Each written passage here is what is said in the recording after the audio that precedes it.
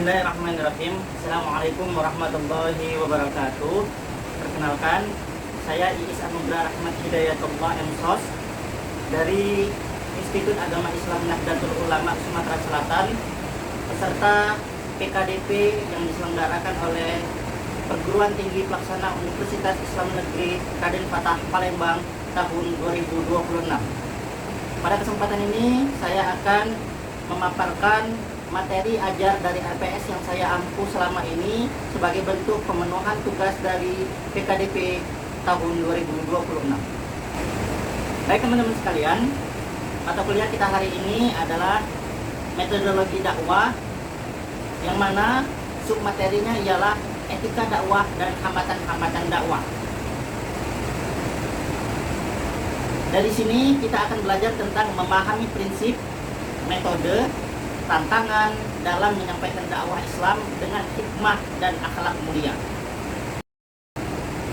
Baik, sebelumnya kita akan membahas pengertian dari dakwah terlebih dahulu. Apa itu dakwah? Dakwah berasal dari kata da'a yad'u. Dalam bahasa Arab, da'a yad'u yang berarti mengajak atau mengundang orang lain menuju Islam melalui kata-kata dan tindakan nyata yang kita lakukan. Mengundang itu berarti kalimat persuasif yang berusaha untuk mengajak orang lain agar mau mengikuti ajakan kita tanpa ada paksaan sedikit pun. Jadi, pada dasarnya konsep dakwah adalah mengajak dan mengundang orang lain tanpa memaksa, bukan memaksa, ya. Dakwah adalah ajakan yang tulus, bukan tekanan ataupun paksaan terhadap pihak lain ataupun karena ada senioritas, memandang orang lain tokoh tertentu dan lain sebagainya. Dakwah sendiri terimplementasikan dalam dua hal, yaitu perkataan dan tindakan. Dakwah disampaikan lewat ucapan dan perbuatan nyata, bukan sekedar teori. Tentu melalui dakwah kita menyampaikan ajaran-ajaran Allah, ajaran-ajaran Rasulullah SAW lewat ceramah-ceramah, lewat pidato maupun khutbah. Setelah itu, dalam dakwah seorang dai juga dituntut untuk dapat memberikan contoh nyata dari perbuatan, tingkah laku, adab yang harus dia cerminkan berdasarkan materi-materi dakwah yang dia sampaikan kepada masyarakat. Berikutnya, kita akan membahas tentang dasar hukum dari kewajiban dakwah. Tentu, sebagaimana kita ketahui, Rasulullah SAW banyak memotivasi kita untuk menyampaikan dakwah-dakwah Islam. Begitu juga di dalam Al-Quran, Allah Subhanahu wa Ta'ala banyak memberikan dalil-dalil yang menjadi dasar kewajiban kita selaku umat muslim, baik laki-laki maupun perempuan, untuk menyampaikan dakwah dimanapun dan kapanpun kepada siapapun dalam keadaan yang bagaimanapun.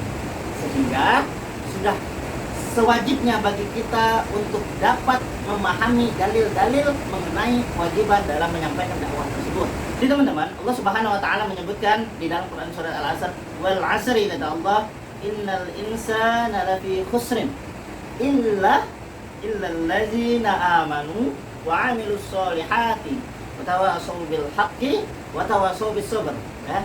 Jadi Allah Subhanahu wa Ta'ala menyebutkan, bahkan ulama juga menyampaikan, seandainya ya seluruh dalil-dalil itu dirangkum dan menjadi surat Al-Asr, dalil-dalil di dalam Al-Quran itu dirangkum dan menjadi surat Al-Asr, maka itu cukup sebagai pedoman dan panduan hidup bagi manusia dalam menjalankan hayatul yaumiyah, kehidupan sehari-hari di muka bumi. Bagaimana tidak? Kita bisa melihat ya, Allah Subhanahu wa Ta'ala menyebutkan wal 'asr, demi masa, kata Allah Subhanahu wa Ta'ala, innal insana lafi khusrin, sesungguhnya manusia itu berada di dalam kerugian yang nyata, illal ladzina amanu, kecuali orang-orang yang beriman kepada Allah Subhanahu wa Ta'ala, wa 'amilus solihati, dan mengerjakan amal soleh, wa tawasaw bil haqqi, dan saling menasehati dalam kebaikan, wa tawasaw bis sabr, dan menasehati dalam upaya untuk berlaku sabar. Nah, jadi ujung ayat dari Quran surat Al-Asr ini adalah salah satu dalil atau landasan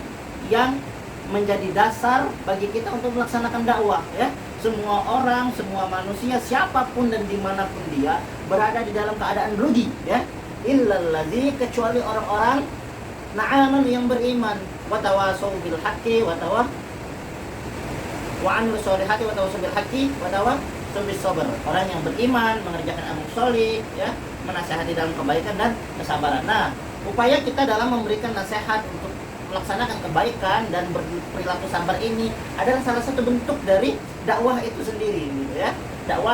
Dalam dakwah kita mengajak orang lain untuk bersabar, dalam dakwah kita mengajak orang lain untuk berperilaku baik, ya. Kata adalah Quran surat An-Nahl, manakala Allah Subhanahu wa taala menyebutkan ud'u ila sabili rabbika bil hikmah wal mau'izatil hasanah wajadilhum billati hiya ahsan. Jadi kata Allah Subhanahu wa taala, ud'u ila sabili rabbik, ya. Ajaklah manusia itu atau serulah manusia itu kepada jalan Tuhanmu bil hikmah, dengan cara yang hikmah, ya, dengan cara yang baik, dengan cara yang bijaksana, dengan cara yang sopan, ya. Wal mau'izatil hasanah, dan nasihat-nasihat yang baik, mau'izatil hasanah, nasihat yang baik. Wajadilhum, dan apabila memang harus berdebat, ya, berdebat dengan orang yang berselisih paham dengan kita, wajadilhum billati hiya ahsan, berdebatlah dengan mereka itu dengan cara-cara yang baik. Metode dakwah, dan ini adalah hal utama, kawan-kawan sekalian. Ini adalah hal utama dalam pelaksanaan dakwah. Jadi ringkas, metode dakwah Rasulullah Shallallahu Alaihi Wasallam disampaikan melalui 3 pendekatan. Ya. 3 pendekatan ini tentu memiliki korelasi dan menjadi pelengkap, ya, penyempurna bagi satu sama lain, seperti itu. Yang pertama adalah dakwah bil khitobah. Nah, ya. Jadi Rasulullah Shallallahu Alaihi Wasallam itu dalam satu keadaan tertentu berdakwah dengan bil khitobah, melalui kata-kata, ya, melalui ceramah, melalui pidato dan dialog personal antara satu orang ataupun banyak orang. Nah, kedua adalah dakwah bil kitabah, yaitu dakwah dengan tulisan. Zaman dahulu Rasulullah Shallallahu Alaihi Wasallam juga seringkali mengirim surat, ya, bertukar surat dengan kolega-kolega, ya, di tempat yang jauh, di tempat yang sulit untuk didatangi oleh Rasulullah Shallallahu Alaihi Wasallam. Metode dakwah yang sering digunakan oleh Rasulullah Shallallahu Alaihi Wasallam adalah dakwah bil hal, dakwah bil hal. Nah, apa maksud dakwah bil hal, kawan-kawan sekalian? Dakwah bil hal itu adalah berdakwah dengan perbuatan yang kita lakukan. Jadi Bunda Aisyah radhiyallahu anha itu pernah ditanya, bagaimana akhlak Rasulullah, kata seorang yang bertanya kepada Bunda Aisyah radhiyallahu anha. Kemudian dijawab oleh Bunda Aisyah, akhlak Rasulullah ialah Al-Qur'an. Nah, gitu. Jadi di sini dapat tergambar dengan jelas bagaimana keseharian Rasulullah, ya, perilaku Rasulullah, tindak tanduk yang dilakukan oleh Rasulullah Shallallahu Alaihi Wasallam, etika di dalam berdakwah. Nah, ini penting nih, prinsip, ya, itu berlandaskan dengan etika yang jelas dan niat yang lurus. Jadi kita harus lihat dulu ke dalam diri kita apa tujuan dari dakwah yang kita sampaikan, karena di dalam dakwah itu harus ada namanya cara berinteraksi yang baik dan niat yang baik, gitu. Nah, di antara hal-hal yang harus kita perhatikan di dalam berdakwah itu, ingat, ya, yang pertama adalah kita menyampaikan ajaran-ajaran dakwah Rasulullah Shallallahu Alaihi Wasallam itu bukan tujuan untuk mendebat orang lain, bukan bertujuan untuk mendebat orang lain. Tujuan yang sebenarnya dari dakwah adalah mencari keridhaan Allah Subhanahu Wa Taala, ya, bukan untuk membuktikan, memperlihatkan, ya, atau men-show up diri kita kepada orang lain. Dan lebih parah, tujuannya adalah untuk merendahkan orang lain, agar orang lain itu tahu kalau kita itu pintar, ya, kita itu cerdas, dan orang lain tidak jauh lebih baik dari kita. Nah, ini parah, kawan-kawan. Jangan sampai seperti ini, ya. Kita harus berbicara dengan cara yang sopan, berbicara dengan cara yang baik, tidak memaksakan kehendak, tidak memaksakan pendapat, ya. Nah, insya Allah dengan ini, dengan etika yang seperti ini, dakwah kita akan jauh lebih mudah diterima di tengah-tengah masyarakat. Kemudian yang kedua yaitu menghindari paksaan. Nah, ya, menghindari yang namanya paksaan dan tindak-tindak penipuan. Tugas kita sebagai seorang dai adalah mengajak, ya. Sehingga hasil akhir dan hidayah sepenuhnya itu ada di tangan Allah Subhanahu Wa Taala. Dan yang ketiga adalah kebijaksanaan dan nasihat yang baik. Setiap interaksi harus mencerminkan hikmah dan akhlak mulia seorang dai, ya. Melihat banyak hambatan-hambatan yang mungkin terjadi di dalam dakwah. Yang pertama ya, di antaranya adalah niat yang keliru. Ya. Kita ingin terlihat hebat, mau dikatakan pintar ya, agar kita menang dalam berdebat dan lain sebagainya. Ini sangat berbahaya. Kenapa? Karena dakwah yang didorong dengan ego akan menghilangkan ruh dan dampak terhadap mad'u dan esensi dari dakwah itu sendiri. Gitu. Nah ini kawan-kawan gambaran dari suatu keadaan manakala kita memaksa dakwah. Yang pertama yaitu adanya koersi. Jadi orang itu akan mengikuti dakwah kita itu karena paksaan dan tekanan-tekanan. Dan hal ini cenderung kali akan rawan terjadi yang namanya penipuan kawan-kawan, yang sangat berbahaya. Nantinya akan ada keinginan untuk mengambil manfaat dari para mad'u dan lain sebagainya. Kemudian kewajiban disamakan sebagai kemudahan. Nah ini yang paling berbahaya ya. Kita menjual syariat-syariat agama ya. Agar apa? Agar ayat-ayat itu menjadi dalih bagi kita untuk mendapatkan keuntungan. Nah itu tidak boleh ya. Kemudian kepatuhan yang dipaksakan. Kalau orang itu dipaksa untuk patuh, dipaksa untuk taat, maka kemungkinan besar ketaatan itu akan tidak akan bertahan lama. Nah ini menjadikan dakwah itu tidak berjalan secara baik dan maksimal. Tetapi kalau dakwah dijalankan dengan benar kawan-kawan, maka mad'u atau para jemaah itu dapat memilih secara bebas ya, mau mengikuti atau tidak mengikuti. Kemudian dari dai itu sendiri yang tercermin dari dia adalah keikhlasan, bagaimana dia berdakwah secara ikhlas dan dengan cara yang hikmah, dengan bijaksana, dengan cara yang baik, tidak ada dalam pikirannya mencari keuntungan dan lain sebagainya, murni untuk menyampaikan dakwah. Dan tentu yang terakhir adalah percaya pada bimbingan Allah Subhanahu wa taala. Kemudian kawan-kawan,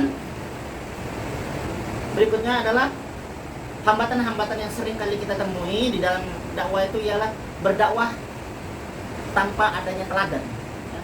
Berdakwah tanpa akhlak ya.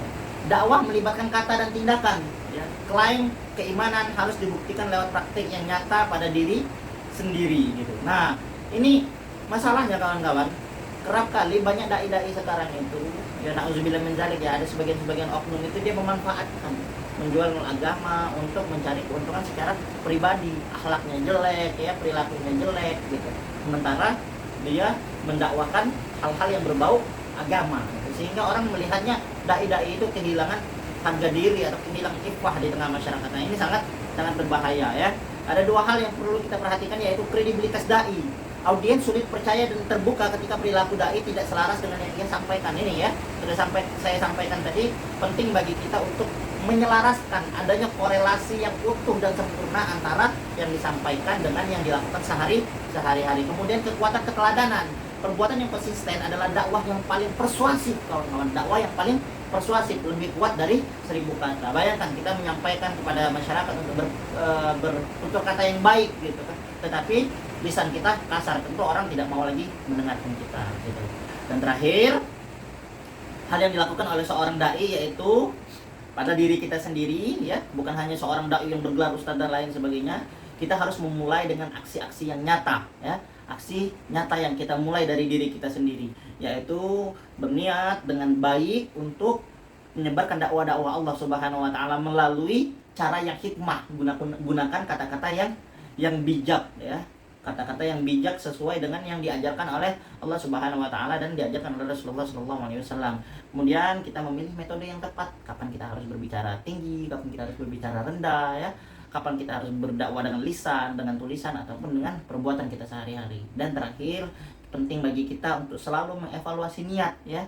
Jangan memaksa para jemaah gitu, karena bentuk paksaan itu tidak akan menghasilkan apapun kecuali hal-hal yang sia-sia. Sebagai seorang dai, tugas kita adalah menyampaikan dan mendoakan para jemaah supaya mereka dapat menerima ajakan dakwah tersebut dengan baik dan mendapatkan hidayah Allah Subhanahu wa taala. Demikian materi kita pada hari ini pada mata kuliah metodologi dakwah penelitian.